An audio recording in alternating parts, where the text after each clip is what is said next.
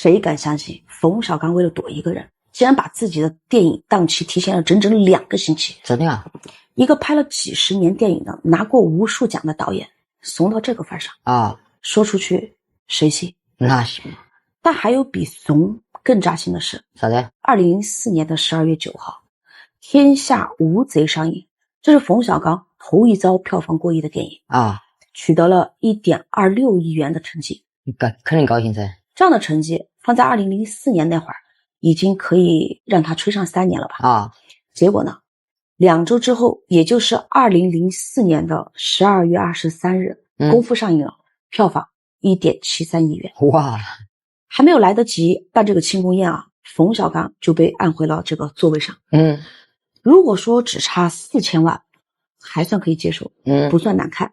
因为周星驰真的没输过，那么多年，输给他也不会难看。那么我们就把眼光放得长远一些啊。全球票房《天下无贼》1.5亿元，功夫8.3亿元，这叫什么？差距太大了吧？这个叫所谓的你刚刚碰到天花板的时候，抬头看啊，人家已经在2楼喝茶了。但是呢，这不仅仅是为了赚钱。1年之后，也就是2005年的香港电影金像奖的颁奖典礼上，冯小刚站在台上笑完之后，说出了这句：那么漂亮的一个女演员，居然没有被提名，还有王法吗？全场爆笑，掌声不断。注意，这句台词其实是周星驰在功夫里给自己写的。冯小刚笑着把这句词儿给念出来啊，他当时心里面是什么感觉呢？酸子。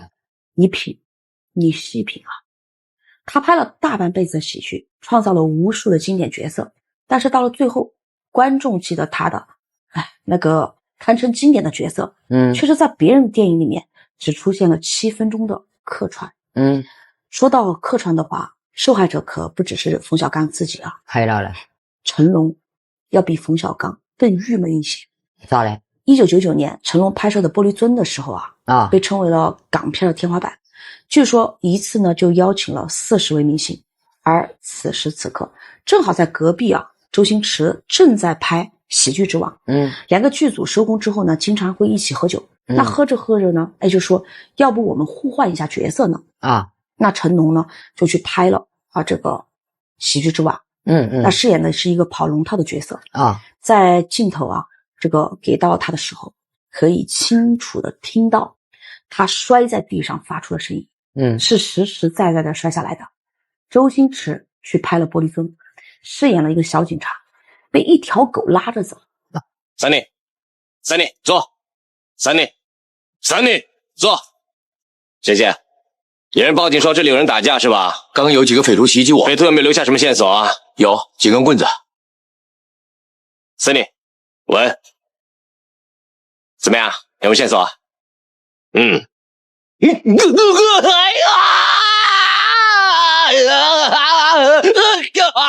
一个是摔跤，另一个是被狗拉。你认为观众会记住谁呢？被狗拉吧。答案呢，经过20多年的验证，结果很显然，就是那个被狗拉着走，并且表情失控的神经病警察。你已经忘记了这部电影原来的这个故事情节，却无法忘记其中的一个场景。对头。成龙之后没有说什么，但之后再也没有提起过这件事情了。想象一下这样的一个场景，花费2亿元请了40多人来搭建舞台唱歌，其他人的风光呢都被抢光了，只有一个人是来串门的待了3分钟就离开了。这样下去的话呢，你怎么能咽得下这口气呢？是不是？但是成龙呢，毕竟只有1次被抢了戏，还有一个人更可谓是意难平。那个嘛，有个人被抢了3次，这个人就是王晶。1992年的时候周星驰让永盛赚了2个亿。那身为导演的王晶看到了这个阵仗，肯定坐不住了。他虽然是知名的导演，但是呢，周星驰已经开始就是自己做编剧了，自己做监制，开始触及到了核心的创作领域了。这样下去自己会怎么样呢？地位不保噻。这不是打压自己吗？啊，左思右想，王晶决定采用工业化的生产方式，复制出下一个周星驰。可不可能嘛？头一个人选是1993年啊，他找到了张卫健啊。王晶有多努力？刘德华、张学友、郭富城3巨头都请来了。邱淑贞、郑伊健、任达华等香港一线的演员全部都请过来了啊，为张卫健呢量身打造了电影《超级学校霸王》。哦，我晓得电影，手把手的教他如何去模仿周星驰的无厘头的这种腔调。那么结果是怎样的呢？观众很不满意，学得太刻意了，看的人呢是浑身发痒。1800万的票房对于一部电影来说就已经是失败了。王晶不服啊，到了1995年出现了第二个人选。那么这个人呢就是葛明辉。整蛊王和这个赌圣2啊，街头赌圣一样啊，不好看，都是同样的配方。吴孟达、释小龙做配角，然后呢票房更惨。王晶急了，于是呢就使出了大招，把真正的周星驰请来给葛明辉做配角。结果呢？1998年的这个《行运一条龙》里面周星驰就饰演了情圣何金水，还记得吧？记得。葛明辉扮演主角阿福。有一幕是葛明辉失恋之后在哭泣，那周星驰呢没有一句台词，只是坐在边上做背景，但是通过眼神表情的这种变化来表现自己的情绪，由最初的嬉笑变为了后来的悲伤，再转为了同情，并且悄悄地把阿福手里面的叉子给夺走了。这样就把一场闹剧提升到了一个高水平的喜剧。那观众呢全都在看他，就是葛明辉在前面哭，观众在后面看周星驰。王晶在监视器后面，那一刻他应该已经感觉到了某种宿命般的东西。你懂我噻。但是即使撞了南墙，他仍然不死心，还不死心。身为知名导演的自己怎么能让人打压了这个时候出现了第三个人选。那个嘛？这个人就是张家辉。千王之王2000是1999年上映的一部电影，更是烂片。王晶为了让张家辉出名，每天呢据说花费120万港元请周星驰来客串，拍摄了7天840万。但是电影上映了，虽然张家辉演了90分钟，但是论角色的存在感像空气一样。我都看星爷的。周星驰出场不到15分钟，观众的目光呢就全部集中到他身上。经过多年的沉淀王晶最后还是承认了，认命了噻。在吴君如主持的新兴同学会里面，他被追问到没有办法了，沉默了好久才说出了一句：周星驰这样的人才只有一个，没有人能够模仿他。吴君如又加了一句：所以别人演喜剧都是装疯卖傻，而他坐在那儿呢，观众就笑了王晶点点头，对，流水线产品与一代宗师的区别就在于此。故事讲到这儿如果你觉得这只是一篇周星驰的封神榜那你呢就只到了第一层。我们得往上走，看第三层。你认为周星驰就是天上掉下来的紫微星吗？肯定噻。不对，你知道他在喜剧之王中扮演的那个死跑龙套的角色在片场被人骂作是你永远是个死跑龙套的那一幕还记得吧？记得其实是他自己的亲身的经历。